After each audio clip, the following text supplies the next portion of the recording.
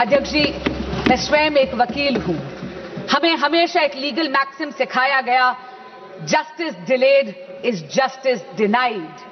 यही आत्मा बन गया है इस संशोधन का, और इसके लिए मैं आदरणीय प्रधानमंत्री श्री नरेंद्र मोदी और एनडीए की सरकार को बधाई देती हूं। स्पीड के साथ साथ ये संशोधन सजा को भी और कठोर करता है। आप ये देखिए कि अगर साधारण अपराधी है तो उसको 10 लाख नहीं 50 लाख का जुर्माना देना पड़ेगा अब, और उसकी सजा भी 3 से 5 वर्ष की बजाय 5 से 10 साल तक बढ़ा दी गई है। अगर कोई सर्विस प्रोवाइडर इसमें जुर्म करता है तो उसका जुर्माना बढ़ाकर 5 करोड़ रुपए कर दिया गया है, और 8 साल के लिए उसको डीबार कर दिया जाएगा। और यही नहीं, अगर कोई क्रिमिनल ऑर्गेनाइजेशन इसमें है, कोई संगठित अपराध इसमें अगर पाया जाता है तो मिनिमम फाइन 10 करोड़ रुपए कर दिया गया है, और जेल का टर्म 7 से 10 वर्ष कर दिया गया है। And therefore, Speaker Sir, this amendment protects merit, it preserves fairness and safeguards the dreams of India's youth. It provides for expeditious investigation. It provides for time-bound trial procedures while reinforcing institutional accountability across the entire examination ecosystem.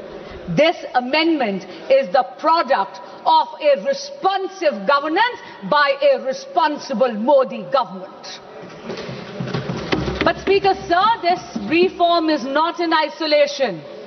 अध्यक्ष जी, प्रधानमंत्री श्री नरेंद्र मोदी जी तो वो नेता हैं जो youth lead development का मूल मंत्र देते हैं विकसित भारत के संकल्प को सिद्ध करने के लिए, और इसीलिए परीक्षा में चर्चा कर कर उन्होंने अपने व्यक्तिगत समय का निवेश करा है इस देश के युवाओं में।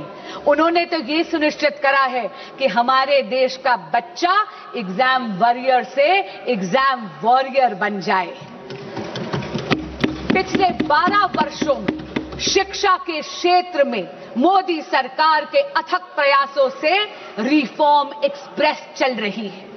आप देखिए, 12 सालों में अध्यक्ष जी, medical colleges and medical seats have doubled, दुगनी हो गई है उनकी संख्या।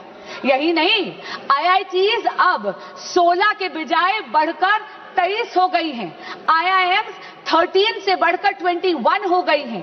Functioning AIIMS, all India institute of medical sciences अब 7 नहीं, मोदी सरकार के कार्यकाल में 7 से बढ़कर 20 हो गई हैं।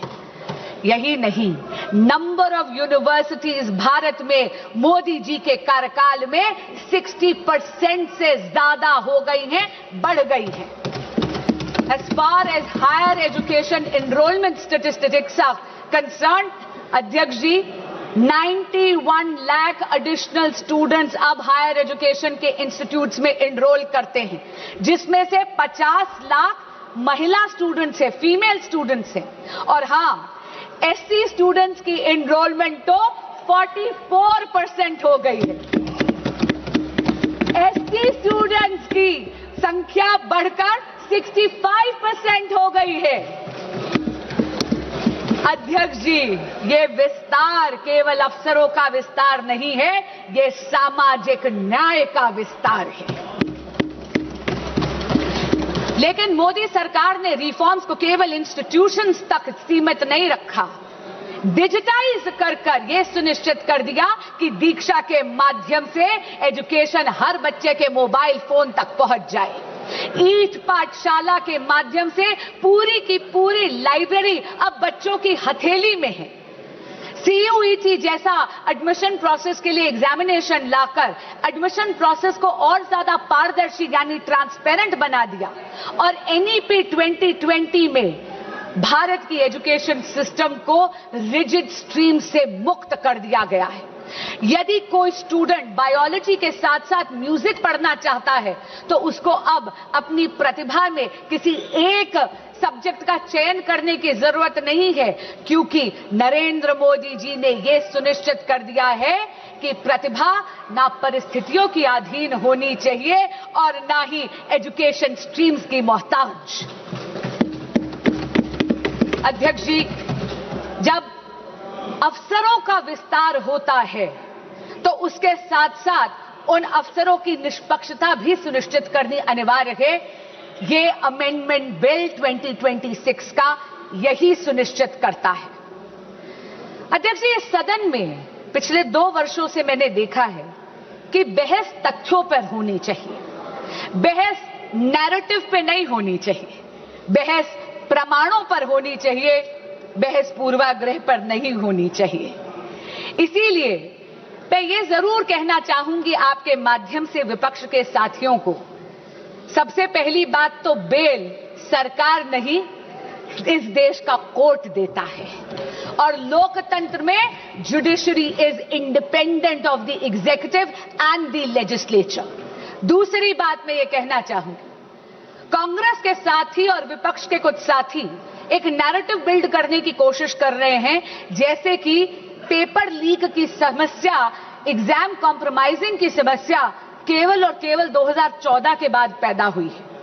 अध्यक्ष जी, मीडिया की रिपोर्टों का अगर हम सच माने तो विपक्षी दलों के जहां जहां पर शासित राज्य हैं और पिछला जब एक दशक था, जब 2014 से पहले कांग्रेस लेड यूपीए सरकार था, तब एक नहीं दो नहीं बल्कि टोटल 22 बार पेपर लीक होकर कैंसिल करने पड़े। उनमें से कांग्रेस लेड यूपीए सरकार के अधिकार क्षेत्र में आने वाले 6 ऐसे एग्जामिनेशंस हैं जो सीधा केंद्र सरकार के नीचे आते थे। अध्यक्ष जी, AIIMS PG examination 2006, ICAI CPT examination 2007, CLAT 2009, Railway Recruitment Board examination 2009, AIEEE 2011, SSC CGL examination 2013, ये सारी की सारी पेपर लीक तब थी जब विपक्षी दल सत्ता में था, यानी कांग्रेस लेड यूपीए गवर्नमेंट। अब मैं राज्यों के कुछ आंकड़े आपको देना चाहूंगी। राजस्थान में जब कांग्रेस की सरकार थी तो REET, RPSC, senior teacher recruitment, police constable examination recruitment, forest guard recruitment, CHMO recruitment exams leak हुए।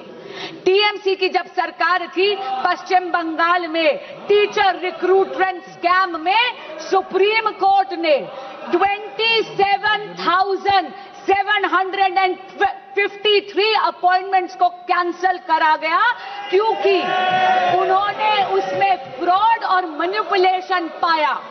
यही नहीं, जब बीआरएस की सरकार थी तेलंगाना में तो टीएसपीएससी पेपर का लीक हुआ। उत्तर प्रदेश में जब सपा की सरकार थी तो police constable recruitment paper leak हुआ।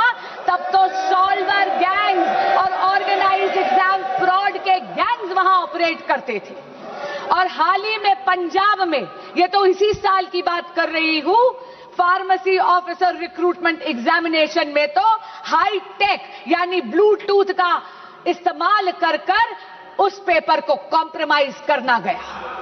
पर मैं पूछना चाहती हूं, इससे पहले कि विपक्ष मुझ पर यह इल्जाम लगाए that I am talking about whataboutery, this is not about whataboutery, but I am calling out the opposition on its selective outreach. मैं पूछना चाहती हूं विपक्ष से कि अगर ये सिद्धांत की लड़ाई है तो सिद्धांत सरकार देख के बदल कैसे जाता है।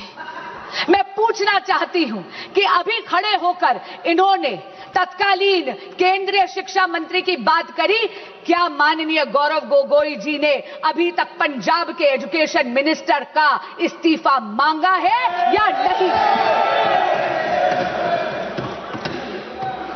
यही बात नहीं है अध्यक्ष जी, एक सिंगल प्रोफेशनल टेस्टिंग एजेंसी की मांग पिछले 30 साल से इस देश में पेंडिंग थी। 1986 की जो नेशनल पॉलिसी थी एजुकेशन की, उसका जब प्रोग्राम ऑफ एक्शन 1992 में आया तब ये मांग उभर कर आई। इसको आईआईटी डायरेक्टर्स कमेटी ने 2010 में रीइटरेट करा, इसे दोहराया, लेकिन ये मांग इसको अनदेखा कर दिया कांग्रेस पार्टी और यूपीए ने। क्यों? क्योंकि उनको कोई फर्क नहीं पड़ रहा था कि इस देश के युवा का भविष्य कसौटी पर नहीं उखड़ रहा था। उनको कोई फर्क नहीं पड़ रहा था कि इस देश के युवा का भविष्य उसकी बलि दी जा रही थी। ये तो नरेंद्र मोदी की सरकार आई, एनडीए की सरकार आई तो 2017 में एनडीए का गठन हुआ। अध्यक्ष जी, जहां पर कांग्रेस शासित यूपीए ने पॉलिसी वैक्यूम करा, वहीं पर अगर मैं जेनजी की भाषा को बोरो करूं, then I will have to say Modi ji clocked it and provided a legislative solution. But while Narendra Modi provided an anti-paper leak law, a very robust law which today is being even more formidable, all that the opposition did was chase political opportunism. अध्यक्ष जी, फर्क साफ है, फर्क केवल सरकार का नहीं, फर्क सोच का भी है।